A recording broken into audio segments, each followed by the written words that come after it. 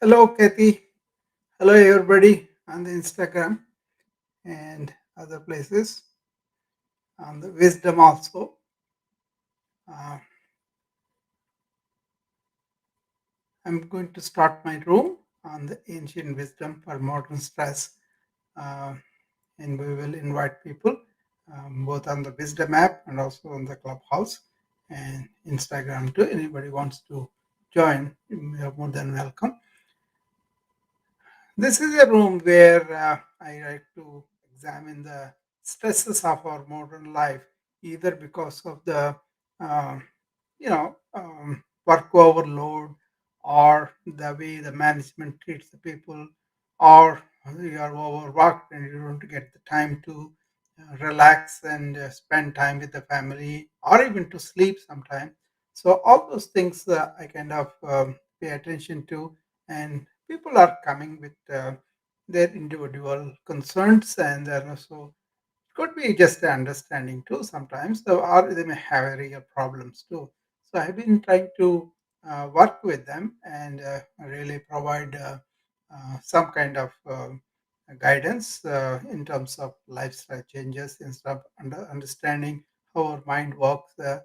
So all the way from dietary changes to exercise, relaxation, and sleep, and also maintaining the calmness in the mind. All those things are considered here, and I'm happy to be engaged in this. And people provide their own insights and comments too. That is also very much welcome. So I want to build up a community here where we can come and address these modern lifestyles, and then the stresses that are coming from them, and not able to adjust because the speed is so much, and the technology changes, jobs change, everything is changing. So people kind of really have problems with that sometimes. So that kind of thing. Let's see whether it's Kathy is here. I don't know whether she wants to come up. I'll invite her, see whether she wants to come up.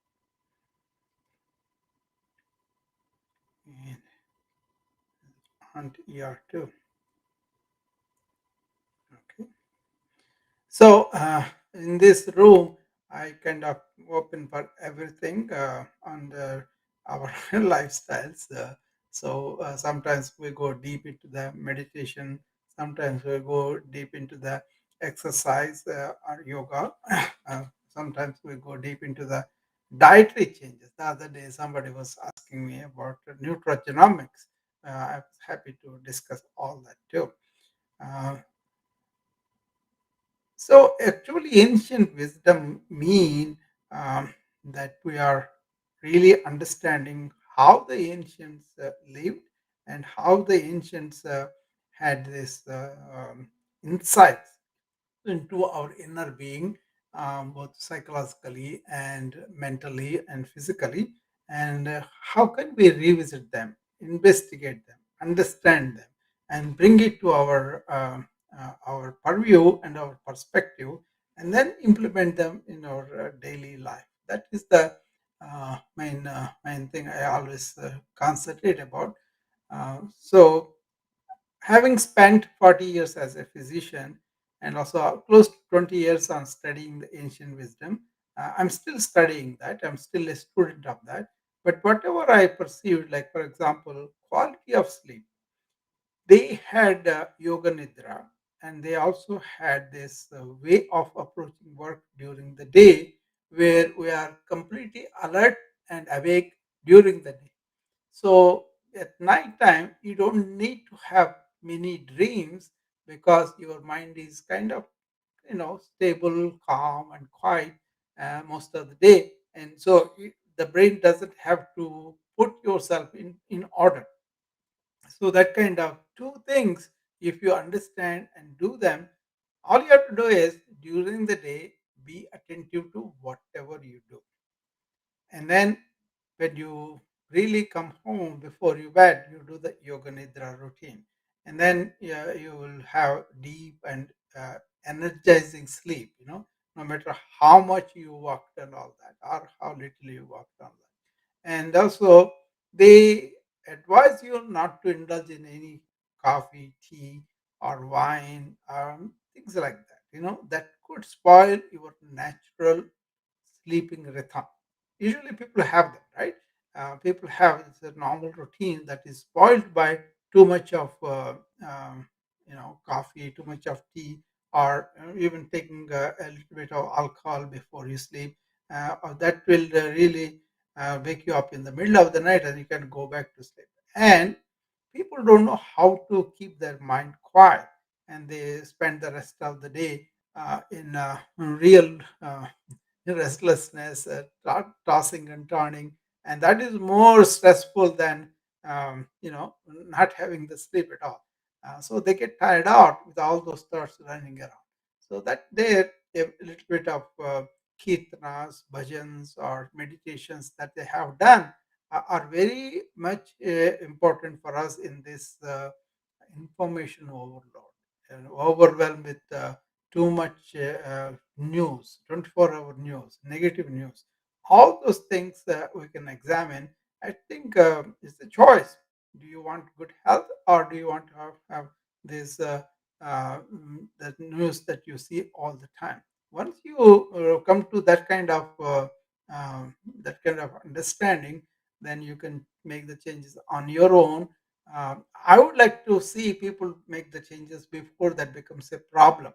I don't want to see insomniacs not able to look at these causes and adjust those things, and also adjust the sleep ambience, and also sleep quality, and some things that they can do to calm the mind, to really understand how their mind is going all over.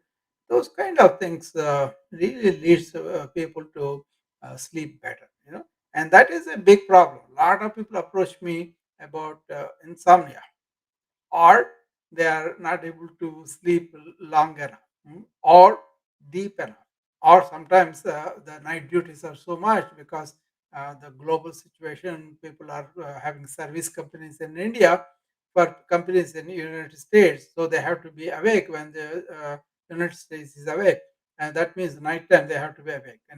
There were so many youngsters came and then said we cannot sleep because we had to work during the night time. It was not my routine. So there are some tricks that I shared with them, how they can have long hours of deep sleep.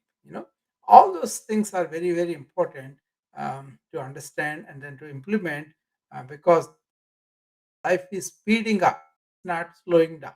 And is coming in, some of the jobs know what kind of shape they are. One thing for certain, they will be doing a lot of stuff, and robotics, or algorithms of AI, and then we'll have to deal with our mind, with our interior for the first time.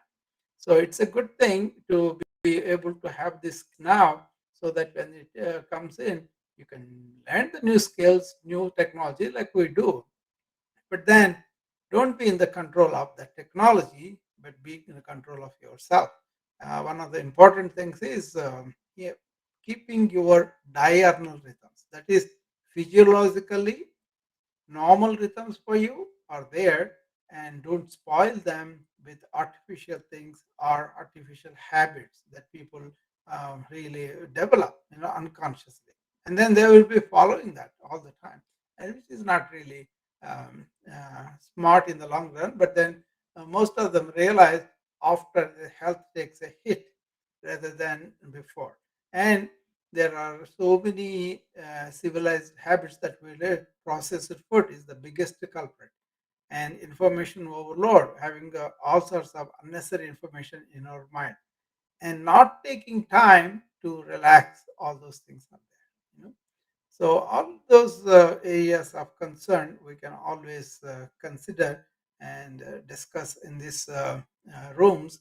That's why I put this room on a regular basis every day at 8 o'clock Central Time. I like to open the room and present different alternatives for the problems people may be having. If they don't have it, that's well and good. If they are already together with all this, that is very good. But what I saw in my practice, most of the people respond after they become a problem with the health. They they never be proactive, or preventive. Very, very few people, most of them, uh, either they'll they were okay when they were parents, and then after that they come out, and then they may not have a regular rhythms like they used to have in the childhood. And also the jobs are so changing, so much evolving with the technology. Even if you want to cultivate certain routines, sometimes it is not practical.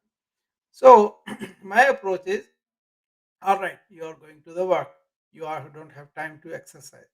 How about discovering some exercise routines while you are at work? How about relaxing in the work at least a couple of times? How about not being reactive? How about not taking so much in the work? All those things are very, very important. So if you can do that, that will be very good. Okay. So somebody wants to come, or yeah. Uh, so anyway, there's one in the queue, and I'm trying to get him in. Whoever it is. Okay. So if somebody wants to come on the Wisdom app, you're more than welcome, and then we can engage in the conversation here too. I kind of opened all the three panels mainly because I want people to be listening. There are people on the Instagram, and there are not that many on the Clubhouse yet, but they may come up later. So that is the idea.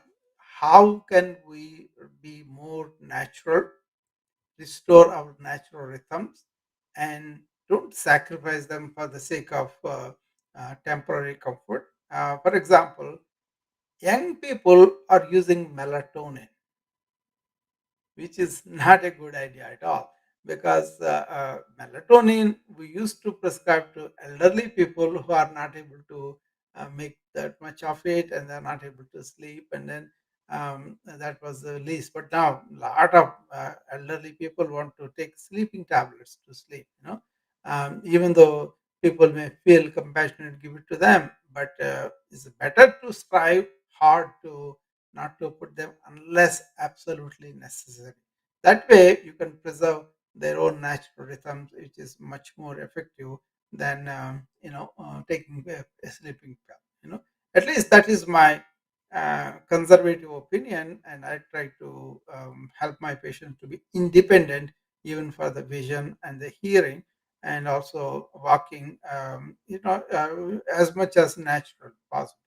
The sleep is much more, because once you lose that sleeping routines and sleeping tendencies, it's very difficult to restore them. Between the alcohol, between the sleeping pills, between the late nights, between the information overload, people are really having problems. Really sleeping soundly. Youngsters because of the jobs, old people because of habits that they had before, and they are taking the sleeping pill for forever. It is very easy for us to give the prescription, but it is good to have some temperance, some kind of hesitation, and then helping them to build the natural habits. You can always ask the doctor also, what are the other ways I can help myself to sleep better. There is a lot of research and volume on the sleep now in the modern medicine, and also the ancient techniques of there are shavasana. All those things are very effective too. Actually, I give them a routine of how you can pull yogasanas that are very in energy provoking, and then Chandra namaskars. That is very good too. Not Surya namaskars. Chandra namaskars are good for the sleep. And then when you go to the sleep, you can have some kind of music that is very light but very soothing for you, or you can have some mantras and kirtans that the ancients have devised with a specific scale of music. There is nothing magical about it. Your system respond to it. But suppose you are a believer in a religious thing, that's also fine too. So everybody has their own way of looking at the God, and if they believe something, that's fine. Whatever it is. And there is this relaxation response we call about. What is that? This is a opposite to the sympathetic drive that we usually have. This is like a relaxing the parasympathetic system, and all you do is you chant one word, whatever it is. It doesn't have to be God's name either. Even it could be one. But the important thing is you have to do that for a longer time. While you are doing that, don't allow your senses to engage into the external. That kind of thing really helps people too, anyway, this is what I wanted to say. Finally, I have Nagesh come up here. Hi, Nagesh, how are you? Hi, doctor. How are you, doctor? I am good, Nagesh. Okay. I'm glad to see you. I was looking for people to come and converse with me. So, See, whenever I'm there in a clubhouse, I search for you, yeah. and like, 'cause I mean, there's a lot of information you'll be giving to us. It's very informative. Yeah, I think Thank you, this doctor. is very important, Nagesh. I want to be persistent on this. I think I don't do a good job of advertising when I'm coming, but I do tell them, I to is there. People who have come must be knowing that, right? But they come a little later. But now I also opened on this Wisdom app. Do you know the Wisdom app, Nagesh? No, I don't know. I don't know. Yeah, this is a new one. Just 2 months it opened. They sent me invitation right in the beginning.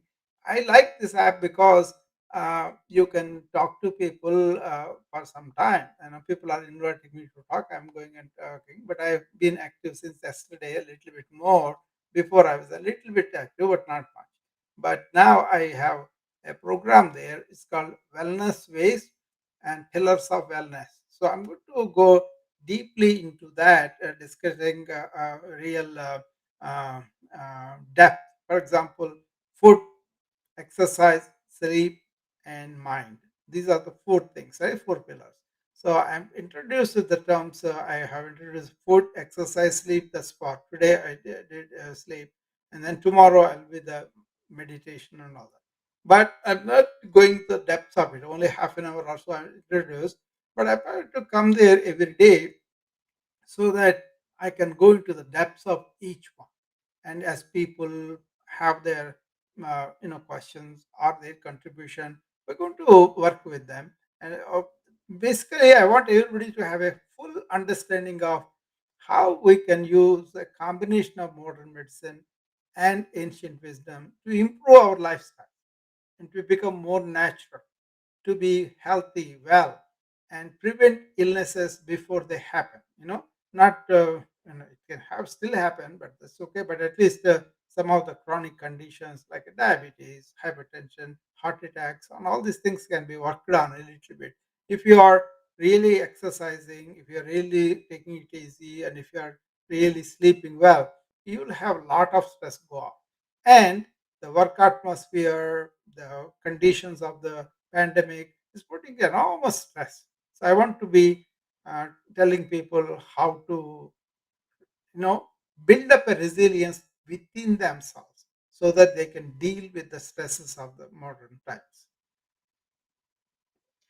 All these things, doctor, like, it's a beautiful explanation. Actually, you are making them to change their lifestyle. Yeah, By doing this, it takes some time. It will oh, not be, the result will not be immediate. yeah, So yeah, people looks for an instant gratification, they forget the delayed gratification, yeah, yeah, exactly, and exactly. gratification which Yeah, keeps them in a good flow for a longer time. yes, yes, exactly. People But never understand that, like, that's a reason, like, maybe little people are coming to you in this forum. yeah, You give a beautiful way of handling the life yes.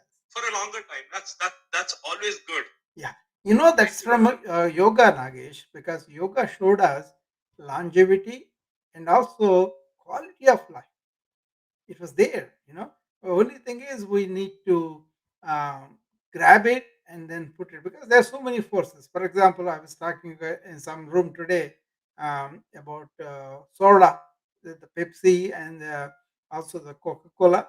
And actual experience in my clinic was the office uncle there. Some of the ladies were drinking soda as a habit, and they cannot do without soda every day.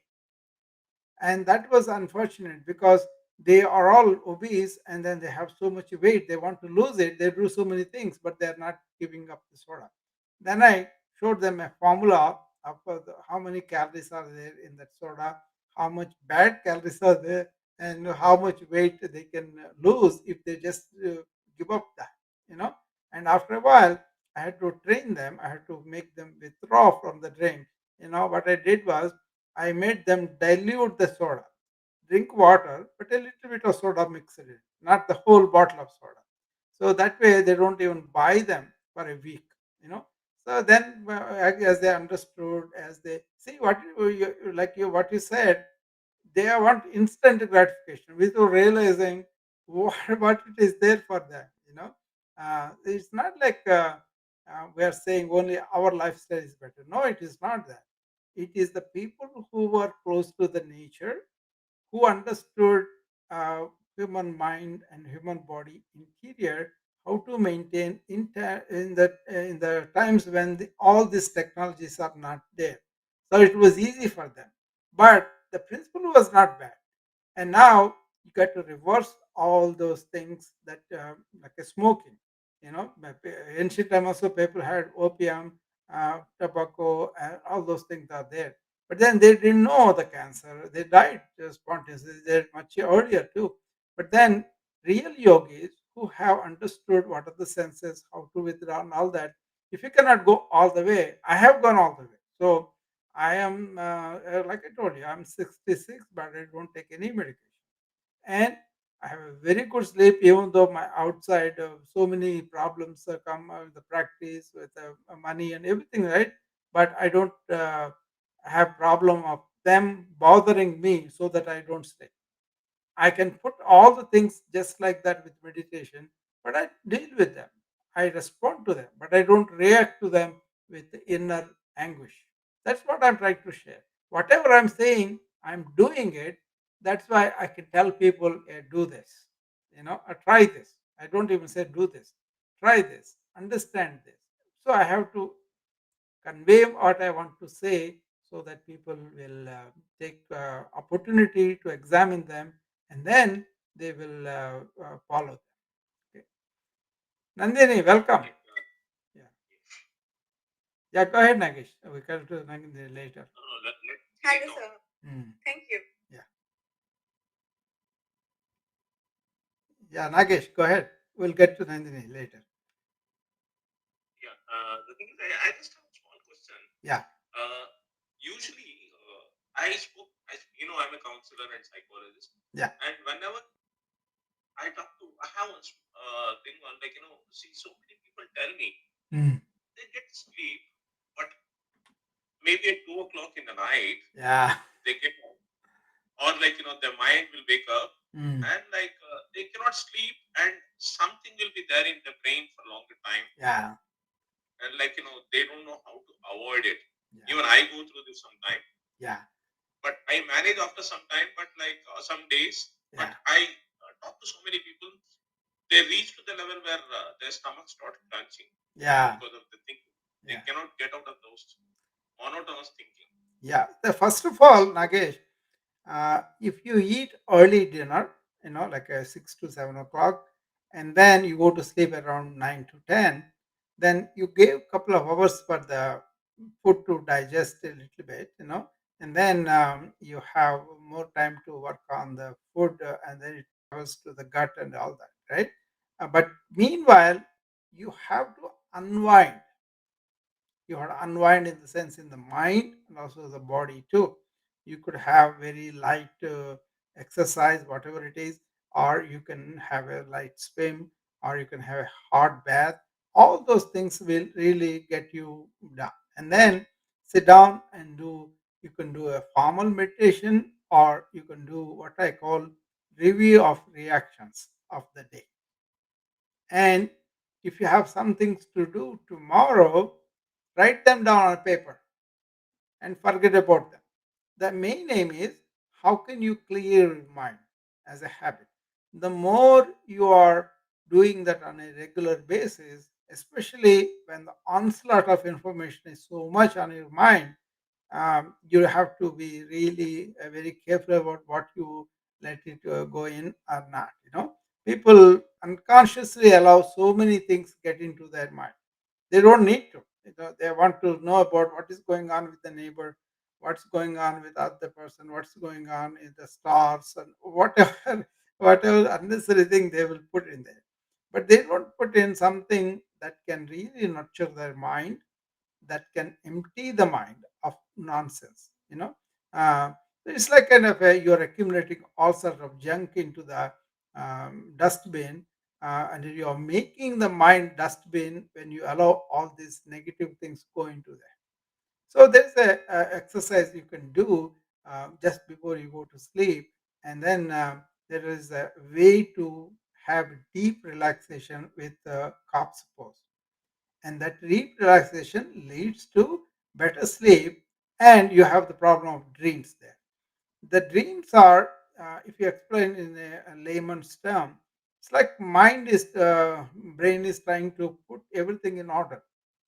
Okay, so suppose you are having a lot of remnants from the work, from so many concerns, reactions, worries, all those things are there, right? And then you come, and then you don't resolve them somehow.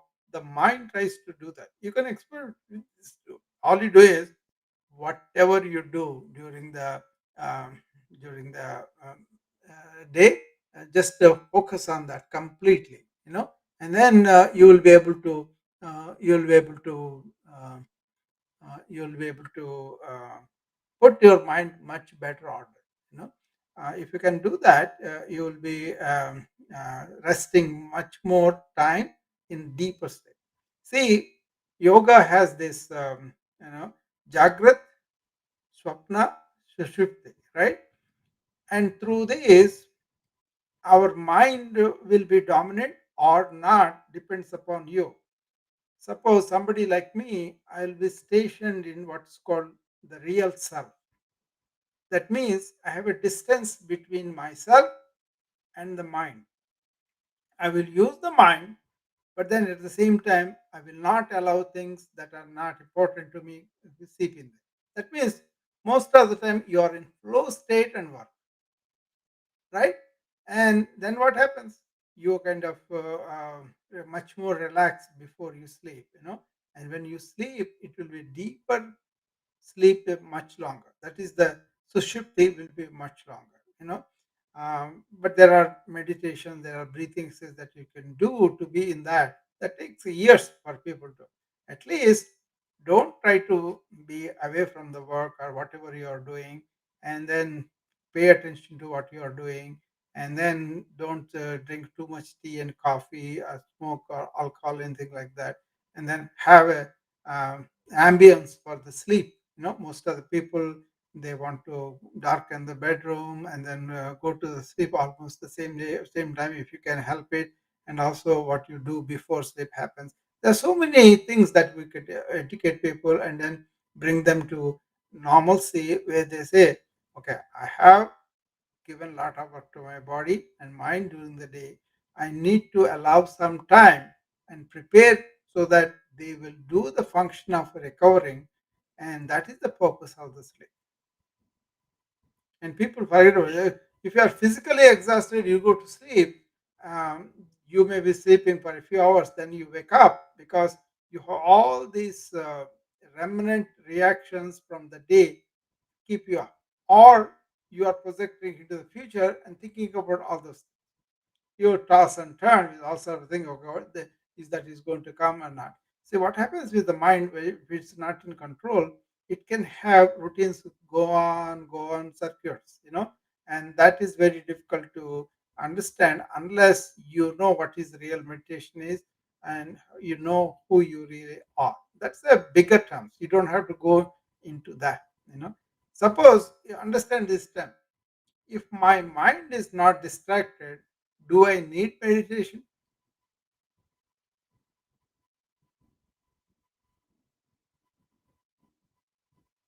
Right? Yes, yes. It's a it's a big question. Yeah, that's why I stopped there, because it is something you have to seep in. So there is that stage. Your real swarupa is that choiceless awareness, which is thoughtless too. And then you can use thought more focusedly, more effectively. You see, when I'm talking, you can see that how much I'm using my thought, how much I'm using my mind to express what I wanted. But I'm focused. I came with a purpose here. I just want to convey to my friends. I want to share some of these things are good. Somebody, I'm doing them. I'm not telling you guys just do them just because I'm telling you.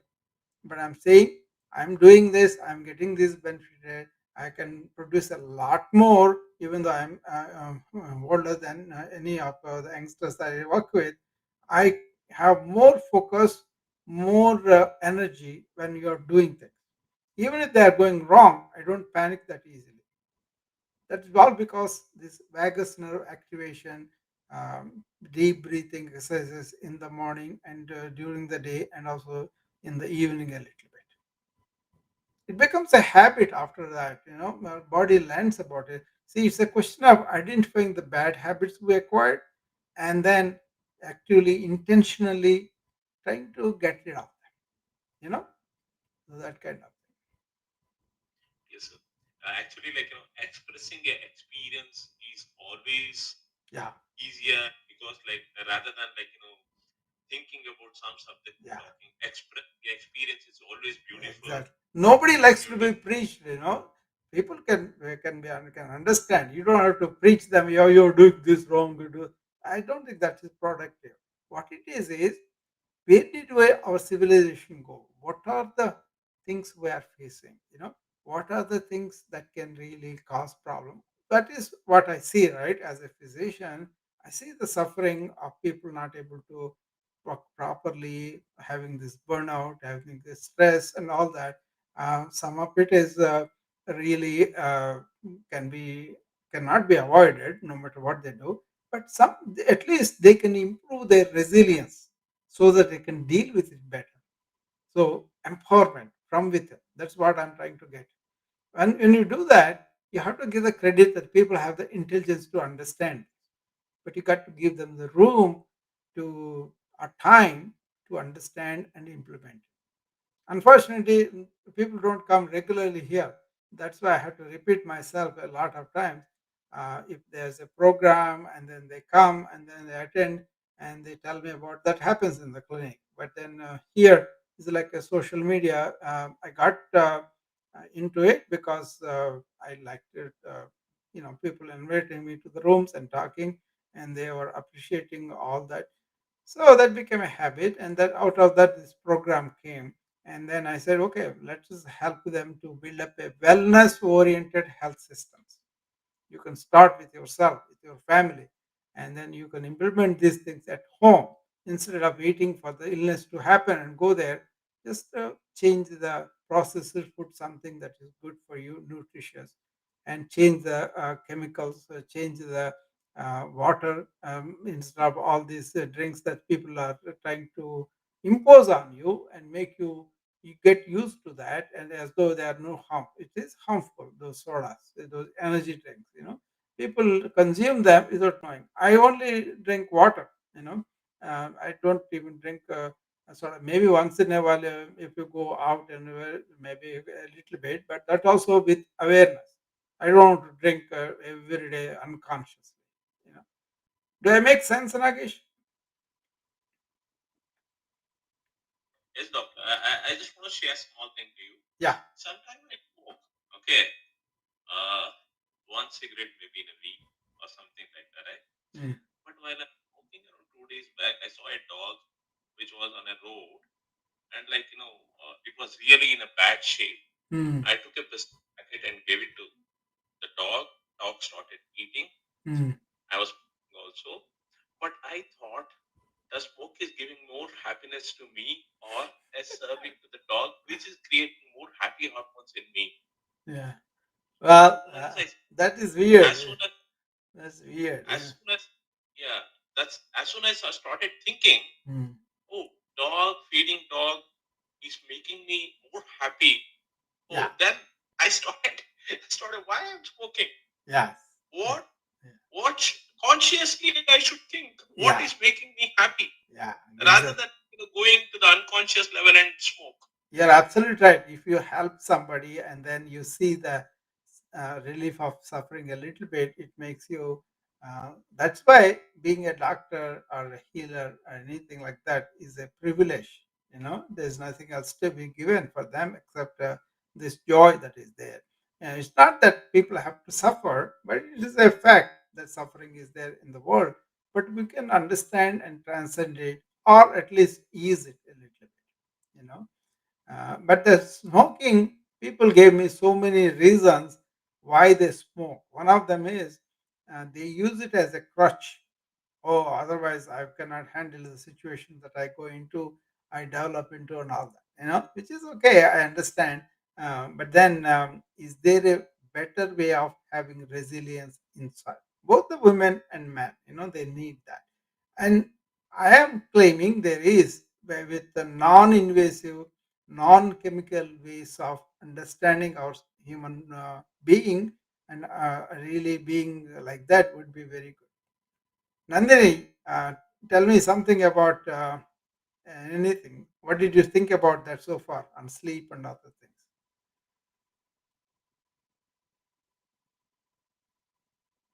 So, as somebody who constantly struggles with sleep, I Yeah. mean, if I have to do something, I usually cut off my time from my sleep. Uh, Uh, so, last 2 days have been hectic because I was writing tests. I couldn't come anywhere. yeah. So I had cut off my sleep for like 5 hours, and today I could sleep around 8 to 9 hours continuously. I couldn't wake up on the time I decided. So when I was listening to the sleep, I got to know what I'm consciously supposed to do for my body. Yeah. Yeah. You can work. The technology will impose things like that, but then how are you going to make it a physiological thing? That's the struggle. A lot of people have is they lose that diurnal rhythm very easily. Remember when we travel to India from here, you go there, you have a chance of getting the jet lag, right?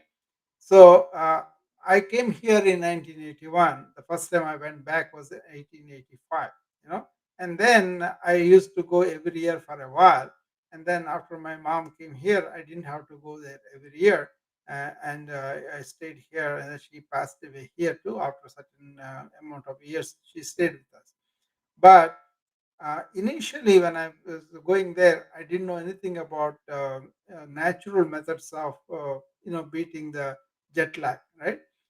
But then you from yoga, I understood, and then next time when I went, I figured out how it is, and then I never had jet lag after that. So it's a question of having that right knowledge and then using it sincerely, diligently. If you use that, it will be very good. You see, what you do is you understand this rhythms that we have in our body, which is natural, physiological. Everybody has it, right? So for that, you want to give it a chance to be consistent as much as possible. As a physician, I had to do night calls, right? That was part of the job. So we sometimes group people will come. Even though I'm independent, another doctor was covering for me. So when he has to go out, I had to do his share too, or he has to do my share when I'm not there. So we could not escape that. But we figured out a way how to have quality sleep while I'm on call, so that I got hold of that routine, at least one fourth or half of it, of the sleeping hours that I normally do. So that is what I taught a lot of people. Jet lag, how do you avoid it? First of all, you understand your routines, and then figure out the times there, and then try to adjust the times here instead of going to sleep late in the night. Maybe go very early in the night and then in the evening and all that. But once you go there, though, don't crash into the bed. That's a mistake people do. And then the jet lag will catch up with you, and then you will be in jet lag for 3 4 days. But if you I used to go and I used to take a lot of stuff in a couple of suitcases. So I used to open the big suitcases, a lot of stuff there for a lot of friends and family and all that, right? And I used to take care of all of them right away. That used to take at least 2 3 hours to do that, So if I started here in the afternoon in Chicago, and then I stopped in London, and then from there it went to Madras. By the time we went Madras, day after tomorrow, like I went there afternoon, but that is night for us here. You know, the key is to be awake during that time. So that you will adjust your clock to the current conditions. And once 1 or 2 days you are like that, then you can switch your routines to those clocks there, and then you can be normal there. Again, the same thing when we come back to, and also hydrating yourself, and also really meditating, and also keeping the mind in the center. All those things. There's so many things that we can do which are natural, normal. We do it, and don't drink alcohol on the flight and all that. Those kind of things a lot. I never had jet lag after that. You know. You can also understand those things, Nandini, and then improve your quality of sleep. Or whichever, whenever you are able to sleep, you can improve the quality of the sleep, so that 20 minutes of sleep will be equal to 3 4 hours of sleep. But it takes some time. It has to be trained. First of all, we have to get out of the bad habits, and then learn the good habits and stay with the good habits for a long time.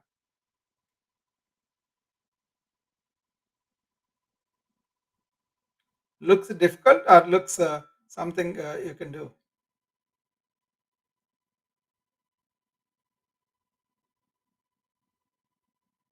Nandini,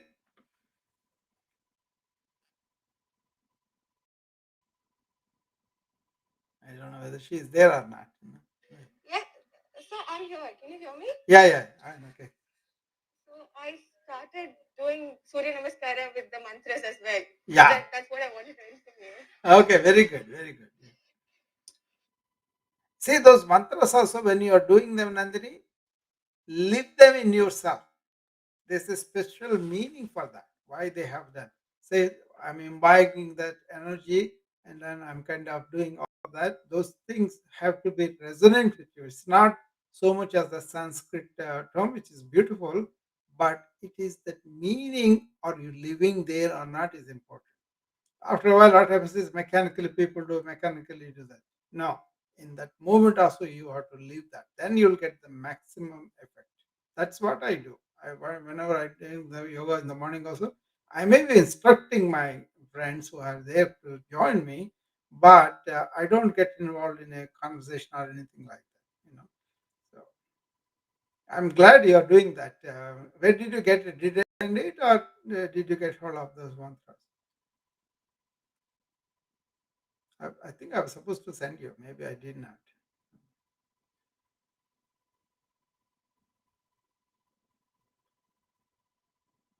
Ashish, Hello, other doctor. How are you doing today? I'm doing good. How are you? Good. I'm just finishing my 10K. You're talking about the maintaining the habit Yeah, for long term. So yeah. my 10,000 steps journey for this year will be completing on 31st December. Wonderful, So wonderful. Yeah, that's good. Yeah. yeah. I will tell you. Yes. I will tell you something to enhance the 10K. You know, uh, when you are breathing, right? You are breathing inhalation, exhalation, right? Is the length of the exhalation each time, or each third time or second time, whatever you can do. Basically, take a small breath, and then you let it go, and then do that few times. Then what happens is your expiration induces a longer inhalation. So you'll take a deep breath anyway. But as you go along, you will see noticeably your capacity to work more will be there. Yeah, even I can work more. Actually, I want to reduce the walking. Yeah. That's the thing, actually. Yeah. Ah. Even with this weather, today is a good weather in the East Coast. Now this So habit, that's what I'm benefiting. This habit of breathing, Ashish, what it does is it also prevents cramps because if you increase the efficiency of the breathing, your eventual inhalation of oxygen exchange will be better. So, as you are putting the muscles into action, the leg muscles, the periphery one, they will be needing more blood supply and with that the oxygen too. Okay.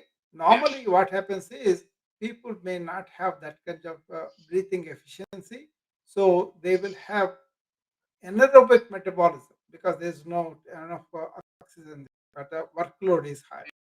They can go into cramps, especially with warm weather, right? To prevent that, you increase the efficiency of your um, thing quite well. Once that efficiency is increased, it's like a muscle. You have to do progressive training of the muscle to get the strength. Like that, respiration also gradual training to increase the efficiency of the lungs. Lot of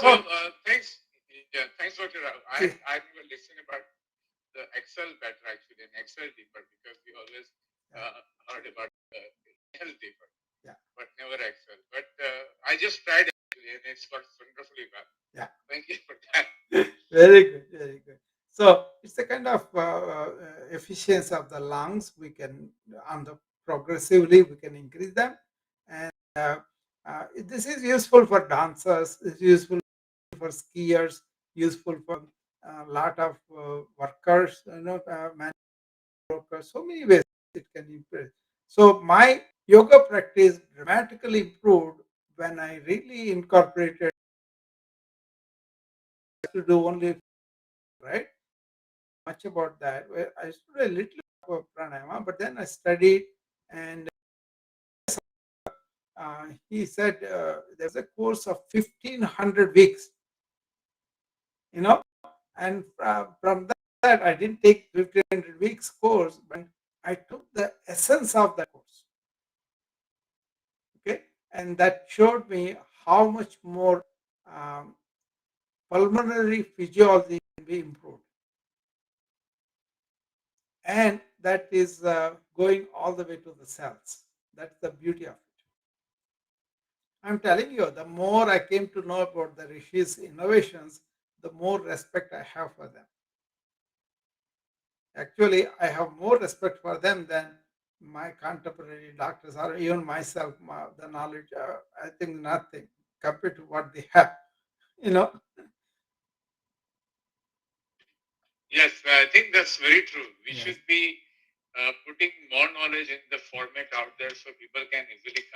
yeah, yeah, yeah. Simple thing. Yes. Yeah. Yeah, but we have become a yeah. We have become we have become a village now, Ashish. So we can take good from the modern medicine, and then Americans, a lot of them, they take a lot of Eastern stuff very sincerely. When I tell them, they don't offer resistance.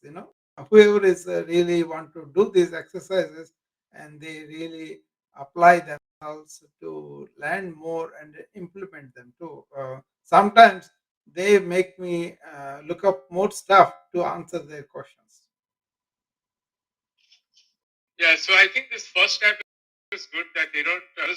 Yeah. Yeah. Yeah. Yeah. But yeah.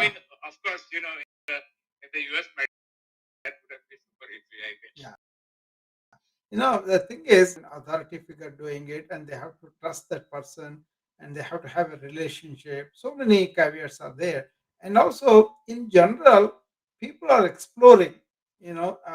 What is yoga, what is Ayurveda, what is science of consciousness, what is Vedanta. All those things, if you explain them in the terms they can understand, they do. But if you come like a particular religion, particular viewpoint, a particular my thing, then they will have resistance. but I don't have any of them. I don't do the traditional Hindu ritual things. I know what they are. I may go to temple with my different kids, but there I know the processes why they have invented all of that. What is the behind all that? But then I'm trained so much about Brahman, Sarvantaryami. Is there? I don't have to go to necessarily to temple. I do everything I see. I can see him. Then why do I have to go there? So those rituals are supposed to be enhancing spirituality. Have become more like a transactional tools, not transformational. See, that is where Hindus are losing out because they just make it a transaction. God is there just to get me something. That is not really true, though. You can get the strength to get it on your own, but then people, I don't know, there is a karma theory, there is gunas and all that. But essentially, uh, we have to be more sincere about what we are doing. Everything that we do has a significance there. I think Yeah. See, see, in the journey of life, the different knowledge will touch you at different point of your life. yeah, And then whichever the knowledge, that be with you for the long amount of time, you yeah, will just love that particular yeah, point of knowledge, yeah. and then you will I, attach to it for the rest of. yeah, I'm kind of see the suffering of that. That's why I draw attention to them. Don't eat these foods or exercise. Simple things I talk about. I'm not practicing medicine here. I'm kind of encouraging people to understand wellness, health, and live a lifestyle that is healthy and well. You know, so that you can prevent coming to me in the clinic. You know. Yeah, I think that's exactly should be. That you can follow the guru, Yeah. but at some point you should also drop the guru. Yes, yes. I'm guru in the sense That's that, right. but I'm a concerned physician and also somebody who have got benefited by the ancient wisdom. I trying to share that, but very few people really take it up and do it, and then come and tell me we did this. Nandini said something right today. I'm very happy about that, Nandini. But most of the people don't come and tell me that. So I don't know whether they are following it not. It seems like I'm talking continuously. People come every day, and same people don't come continuously. But I see Nandini today here, and Sandeep is here too. I have seen him a few days now. Kathy too. So that's nice. So let's see what Sandeep wants to say. You know, I want him to come up, so I sent an invitation. Let's see, he'll come up. So what else is going on with you, Nandini? Anything?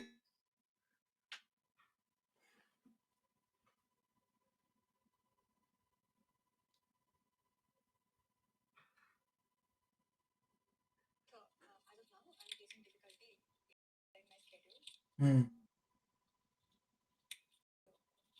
So the schedule difficulty means what happens? You are hurried or you're given too much work?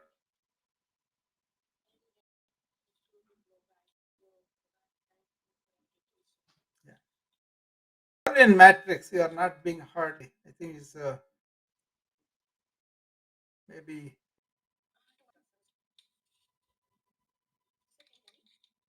I can hear you, but you're low zone only. Maybe speak into the speakerphone. If you have a earbuds, take it off.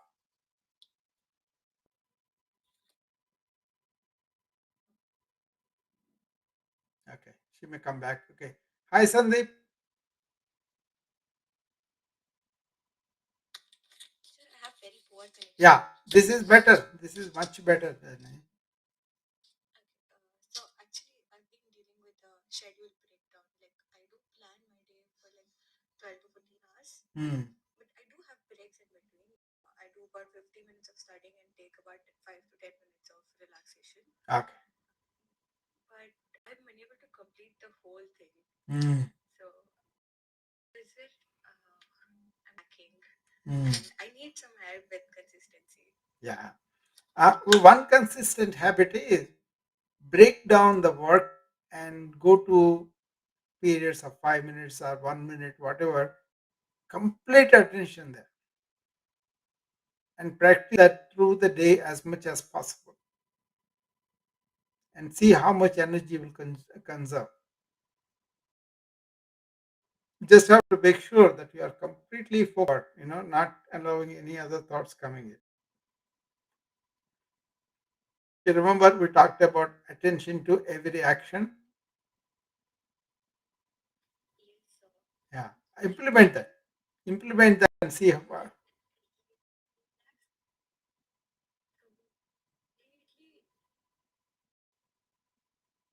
you're cutting off again, Nandini. I think she has a poor connection, looks like. Yeah. I couldn't hear anything. You disappeared in the middle.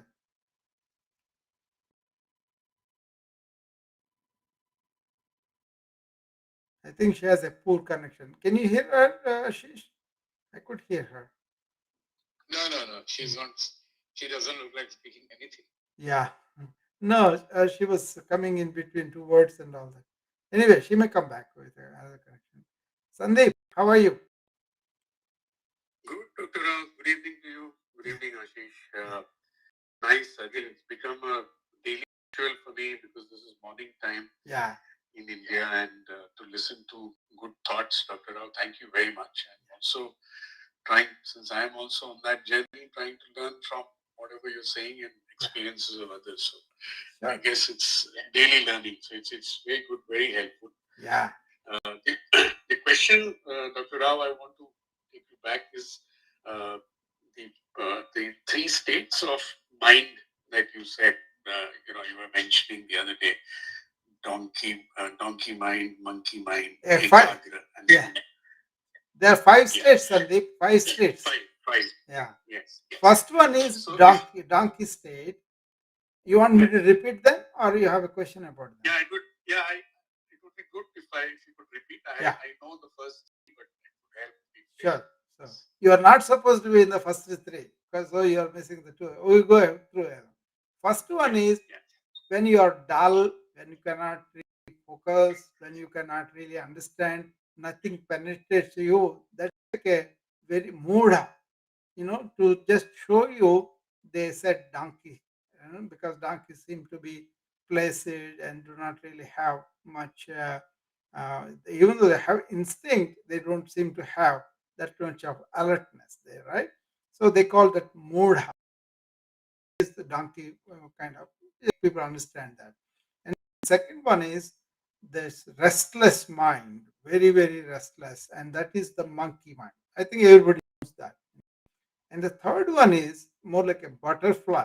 You see how what does the butterfly do? It goes and it steadily stays on a flower for a long time. It looks like, and suddenly it takes off from there and goes and sits on another one. Maybe it has enough of honey or whatever that it gets from there is enough, and it goes there. This they call is more like a philosopher's mind, because people will be interested in something and go to the nth degree for a while, and then they change completely a different one.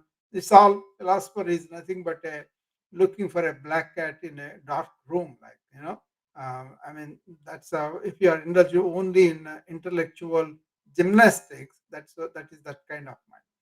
Those are the three, and the last four and five is the one they recommend that you have. The fourth one is ekagra.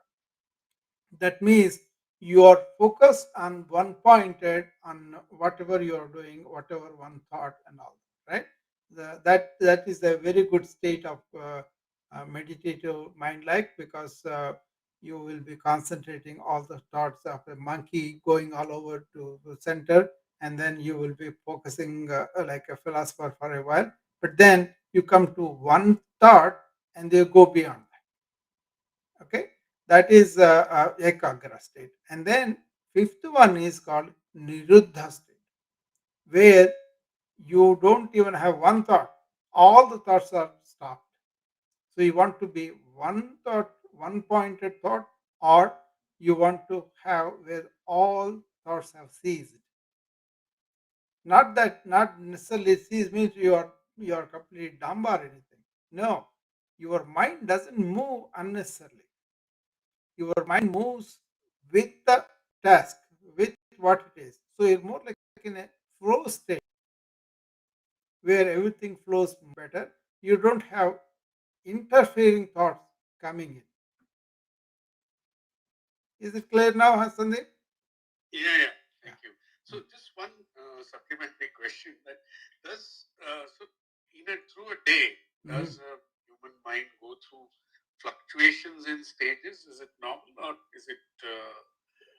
Oh, yeah. Is that No, no. The thing is, what you are is like a choiceless awareness, thoughtless too.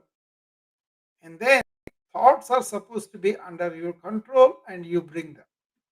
But we moved so far away from what we are, and these thoughts go all over and they became so uncontrollable because you never worked on that. Nobody knows about it. It used to be like in India, they used to do prayer.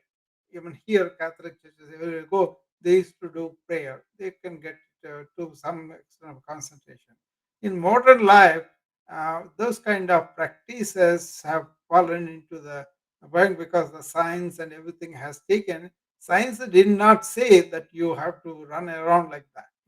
Science is also trying to understand the monkey mind and how to control it and all that. But the religions have a flavor. They have like a belief or love for God and all that. That's why it's such a tasty thing to do that. It's much easier for you to go to temple and do a namaskara and then really because you feel like there is a bigger energy, bigger power behind all that. So you may be afraid of it, or you may be really reverent of it, or you may be respectful of it. So you will be calm your mind a little bit. It used to be a habit for people to get up in the morning before you to work. You go to a temple in your home or temple in your neighborhood, do the pradhana and namaskara and all that. So thereby some control is there. But now there is no sensation of God unless it needs some transaction. So it's kind of all that disappeared from life. And modern life has become like that, right? And also, there are so many excitement, indulgences that we allow the mind to get into politics or gossip or music or any of them, right? And it has become not like after work, I'm going to reward myself for a couple of hours of entertainment. It's like entertainment has become everything, you know and people will be going for lots of things, if not movies, if not cricket, if not football, something like that, right? So basically, we are allowing the senses to go berserk too. With this combination, you don't have a mind that and the senses under your control.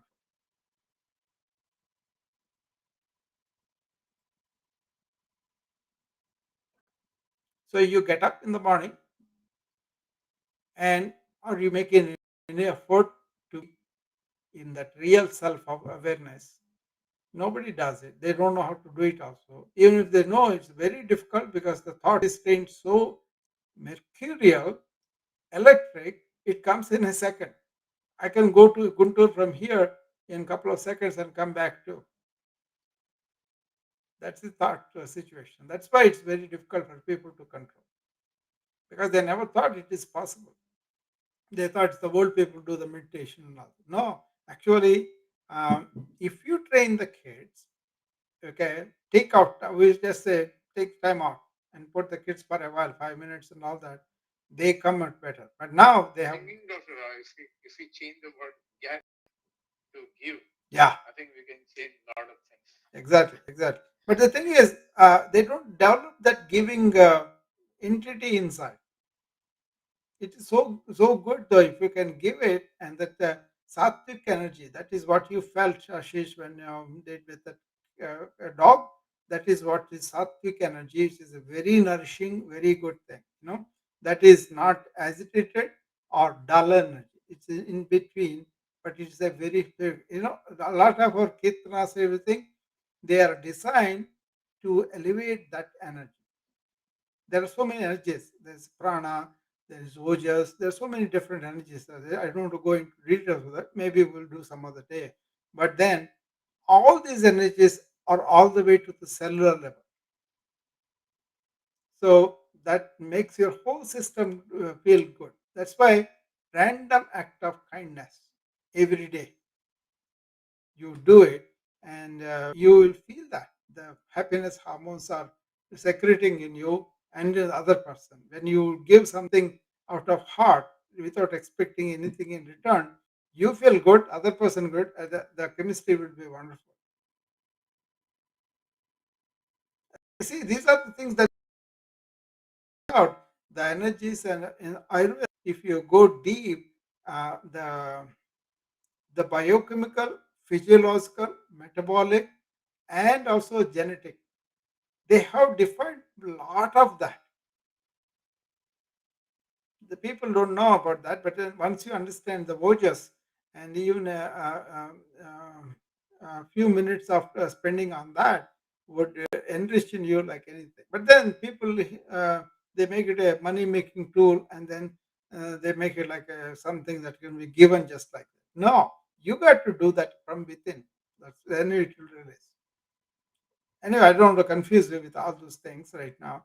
But what Sandeep was asking is about, if you let the mind go like that, the senses go like that, then you'll pay for it by having this monkey mind or a dull mind.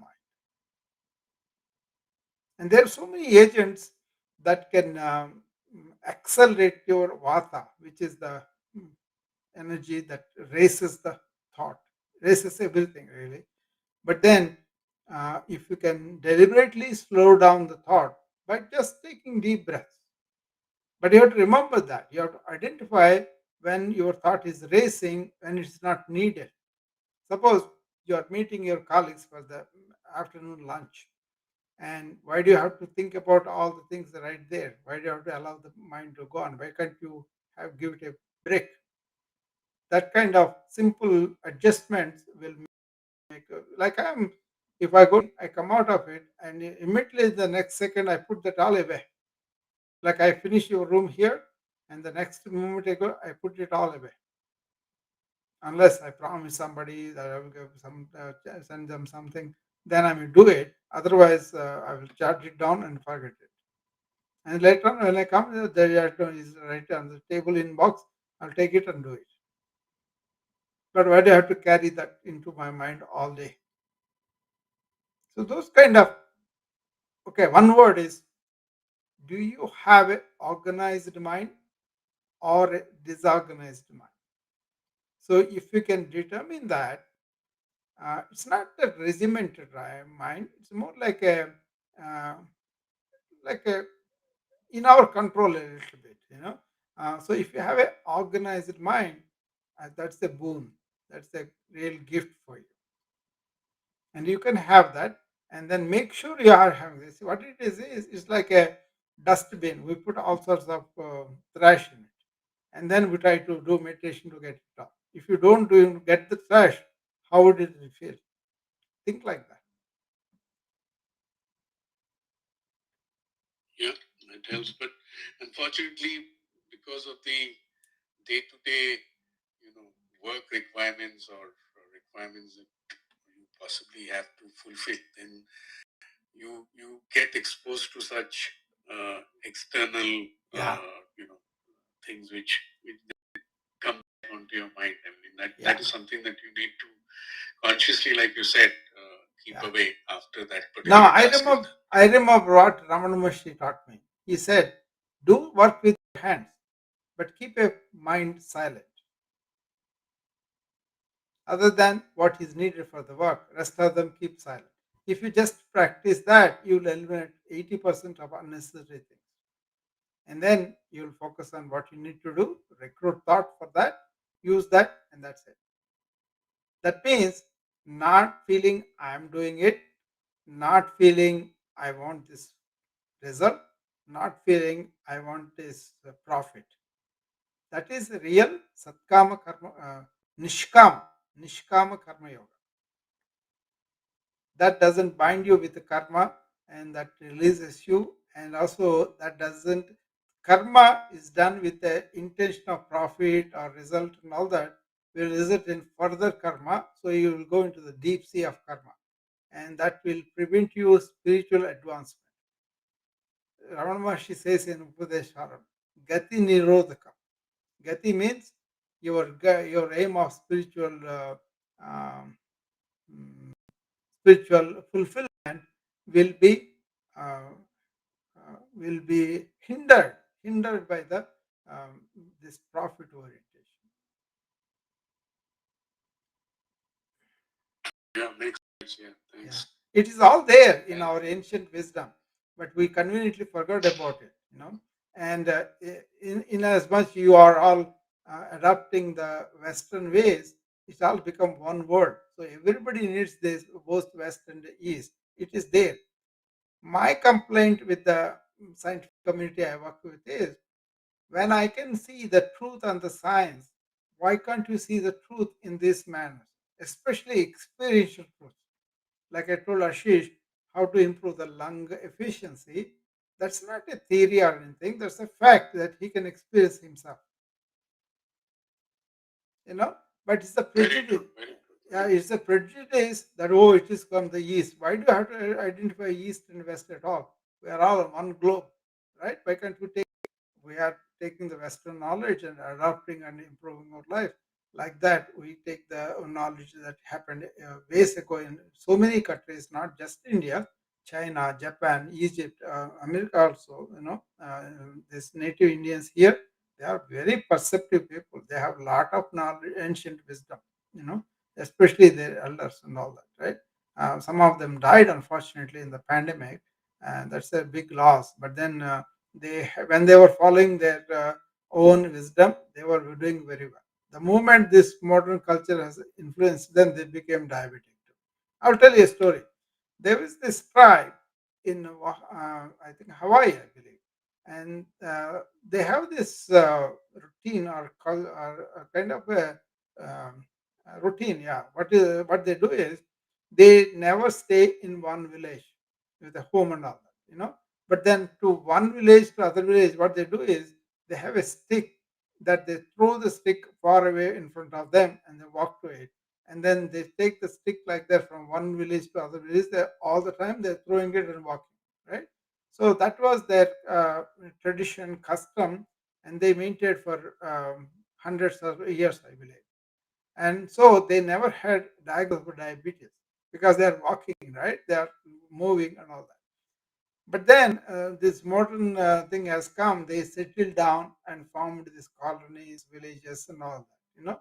And then that tradition is got lost, and they had full-fledged reflection of diabetes in the community. So they're paying price for that. So.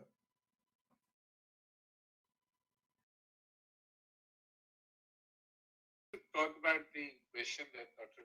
Sandeep asked. Yeah, go ahead. About being the things in the everyday.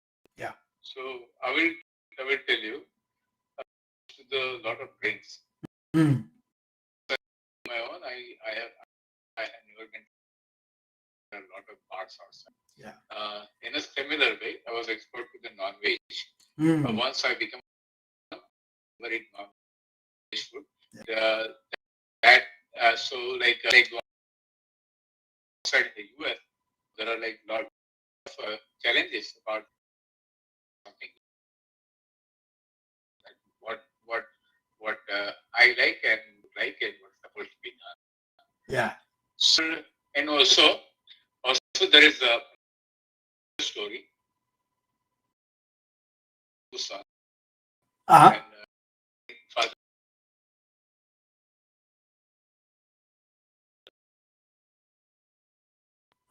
And then one son drinking and smoking, and other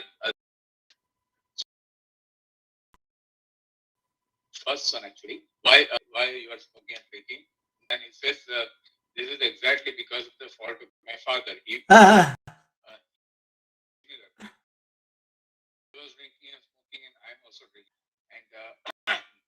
And when they asked the other son, why you are not drinking and smoking, and then he says that this is exactly because of my father. He was drinking and smoking, and get suffered, and I actually don't want to suffer. So his life taught me something, so that I'm not doing it. Yeah. I mean, the peer pressure, the community, all those things are there. But there's something about the genetic, No, so okay.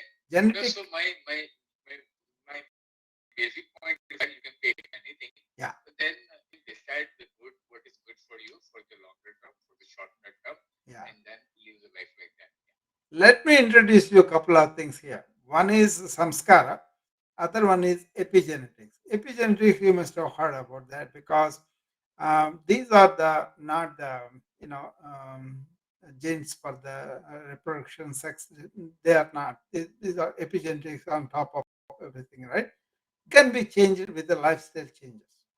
Okay. So suppose you have some genetic tendency of nicotine dependence because several generations have done that, they formed this, and then you inherited that kind of thing. Then it is very difficult for you to do that. But that can be changed with the lifestyles, changes.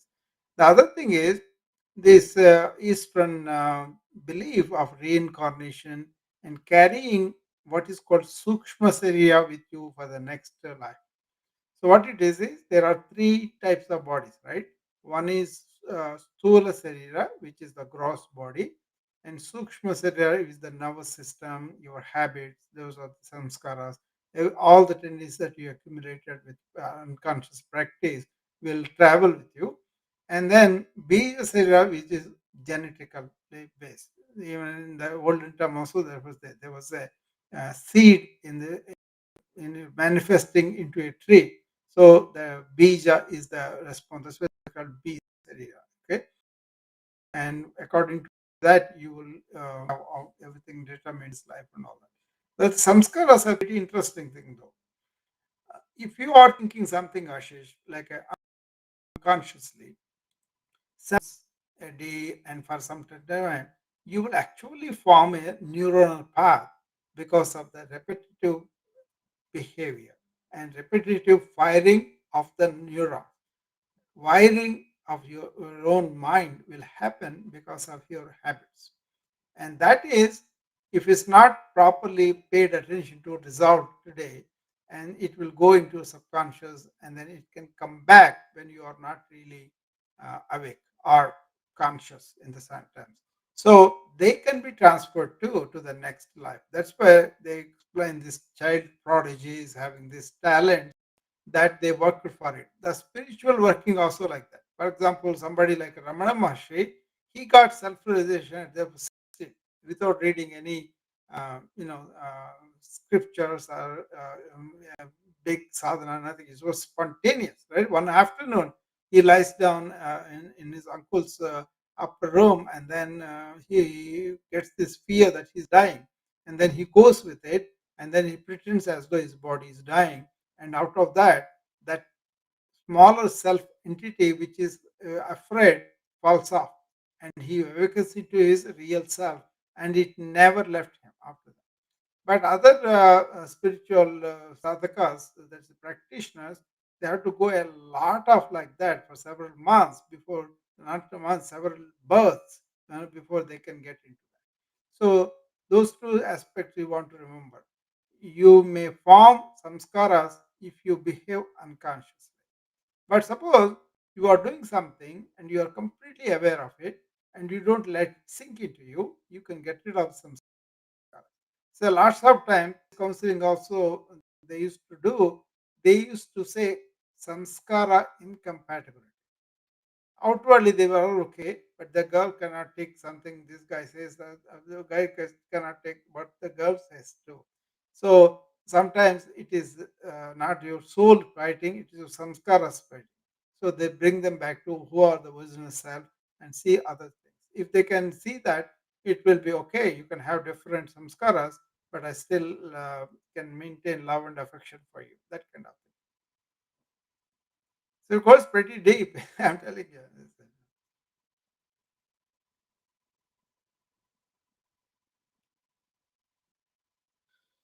Thank you, Dr. Rao and Ashish. Thank you for this conversation. I think I'd like to take your leave. Thank you very much. Thank you, Okay. Dr. Rao. See you tomorrow. No problem. Yeah. Anybody else? Thanks, Dr. Rao. Yeah. For the tip. Yeah. Okay, we will leave today and then come see you back Sure. tomorrow. Okay. Yeah. Thank you, Dr. Rao. Okay. All right. So, anybody else has any questions on these other platforms? I will close for today and I'll see you back tomorrow. Thank you.